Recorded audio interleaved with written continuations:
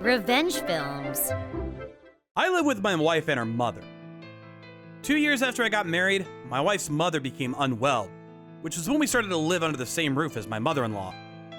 My father-in-law is still around too, but he was living on his own in a different place for work and was not able to take care of his wife. My wife works part-time at a supermarket, and I work full-time for a company from home. My wife suggested that we take turns taking care of her mother. I only work part-time and you're able to work from home. So I think this will work out, even without your father's help. My father-in-law was busy with work, so I agreed that this was the best thing to do at the time. But when my mother-in-law began to live with us, my wife would use her work as an excuse and make me take care of her mother on my own. I need to leave the house to get to work. You get to work from home, so you have more time on your hands than I do. I need you to take care of my mother when I'm out. I mean, she's your mother too now. The only thing that my wife did for her mother was buy her dessert on the way back from work. I was the only one taking care of her mother. But in the eyes of my wife, we were doing it together. My mother-in-law would have her good days and bad days. One day, I told my wife that her mother was having one of her bad days. You should take her to the hospital. That's the obvious thing to do. You don't need to check with me each time, just do it. You have the day off the day after tomorrow. I think you should take your mother to the hospital and ask the doctor how she's doing. I think that your mother would be more comfortable having her daughter with her. Why do I have to take her on my day off? I don't get that many days off. Let me use that day for myself. My wife always emphasized the fact that I work from home, making it seem like I'm getting it easy. But working from home wasn't unusual nowadays. And it's not like I was slacking off. I was being paid decently for the work that I do. My wife seemed to think that her job was more important because she actually left the house every time she went to work. I showed her that I was making a decent amount for my work, but she still wouldn't take me seriously. I'm working full time, and she's your mother. Aren't you worried about her condition? You have it so easy working from home. The company can't even tell if you're working or doing something else. I'm tired from going to work. I need you to take care of my mother. I didn't feel like arguing anymore, so I moved my meetings and made time to take my mother-in-law to the hospital the following day. As I made my way to the hospital with my mother-in-law, one of our neighbors started talking to us. Hello, are you taking your mother-in-law to the hospital today? Yes, she hasn't been feeling well these days. You must be so busy with work and taking care of your mother-in-law. If only your wife wasn't so. Huh? My neighbor looked at me with an uneasy expression. Well, I heard a rumor that some people saw your wife in town. In town? I think she was with her friend on all those occasions. What was her friend like? A young man, but they're probably just friends, so no need to get any wrong ideas. She left after saying that. That night, I stayed up thinking about what my neighbor had said to me. It didn't seem unrealistic. My wife would leave the house often these days, be it to go shopping or to go see her friends. There were times she came home late. But I didn't want to confront my wife for something that I wasn't sure about. I didn't want to upset her for no reason. Even after a week had passed, I still had doubts. So I decided to hire a private investigator to find out the truth. One day, I woke up and found that my wife had already left the house.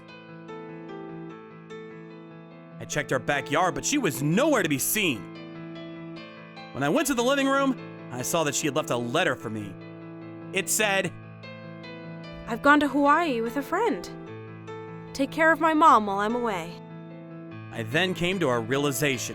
Although I hadn't received any news from my private investigator yet, I was certain that my wife was cheating on me.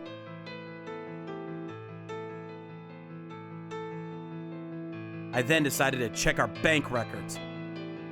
I saw that she had used up all of our savings! I was worried about my marriage, but at the same time, I had to worry about my mother-in-law's health. I went to check on my mother-in-law and saw that she was very sick. "Are you all right?" I checked her temperature and could feel that she had a high fever. I called the ambulance and then my wife. My wife didn't pick up her phone, so I left her a message saying that her mother wasn't feeling well and that I had called an ambulance. I asked her to come home right away.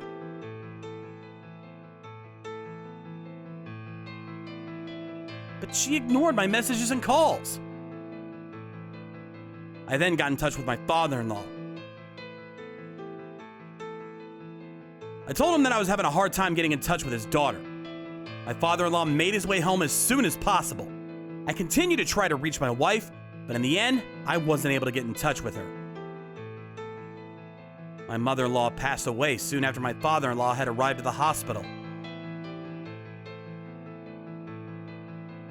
My father-in-law had tried to get in touch with his daughter too, but her phone was turned off and she was unreachable. A few days after that, my wife finally called me back. I had a great trip. So, how's Mom? What the hell are you saying? She's passed away while you were ignoring her calls. You even missed her funeral. What? My father-in-law shouted at his daughter and told her to return to Japan right away. As soon as my wife got back to the house, her father slapped her hard in the face. "What were you thinking?" I was in Hawaii with a friend. I left my husband a letter before leaving. "Then tell me what these are." I handed some photos to my wife. The photos showed her with her lover going to various places together. There was even a photo of her and her lover at the airport on the day that they left for Hawaii together. Why would you have me followed? Don't you trust me? You have no right to get mad at Mark. Had I known you had been up to all this! I can't believe you made Mark take care of your mother on his own, and you were out there having fun with your lover! We called you so many times before your mother passed away, and you ignored the calls! You're so selfish and unforgivable! My father-in-law began to hit my wife in anger. Stop. Please don't hit me. I don't consider you to be my daughter anymore! I'm so mad at you! My father-in-law was shaking with anger. After catching his breath, he said to his daughter, "I'd enrolled in life insurance for your mother in case anything happened to her.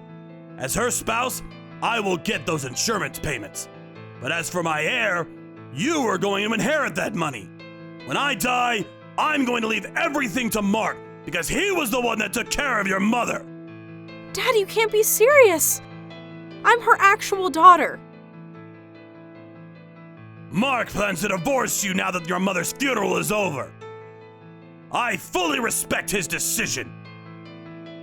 No one wants to stay married to a cheating and selfish wife. But that means he won't be a part of this family anymore. More the reason not to give him your money. This is what your mother would have wanted too.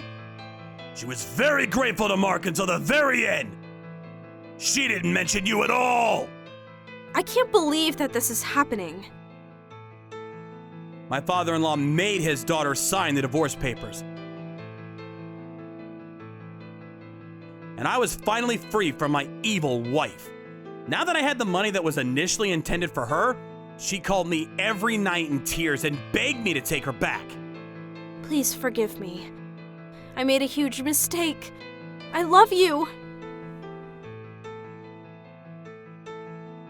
I sensed that she was only saying this because she wanted the money for herself. Soon after that, my father-in-law gave me half of the insurance money. After my divorce was finalized, I moved out and got my own place with the money that I received from my father-in-law. My father-in-law kicked my ex-wife out of the house and put up the house for sale. My ex-wife had to get multiple jobs to pay for her living expenses and the alimony payments that she owed me. But she couldn't earn enough to get her own place, so she had to spend nights in the internet cafes. In the end, though, it was her fault for mistreating her family in the way that she did. She probably will live like this for many years to come, but that is something she will need to put up with as punishment. I feel bad that my mother-in-law didn't get to see her daughter before she passed away, but I don't feel bad at all about getting divorced from my ex-wife. How was today's video? If you enjoyed it, please subscribe, like, and leave a comment. Stay tuned for more.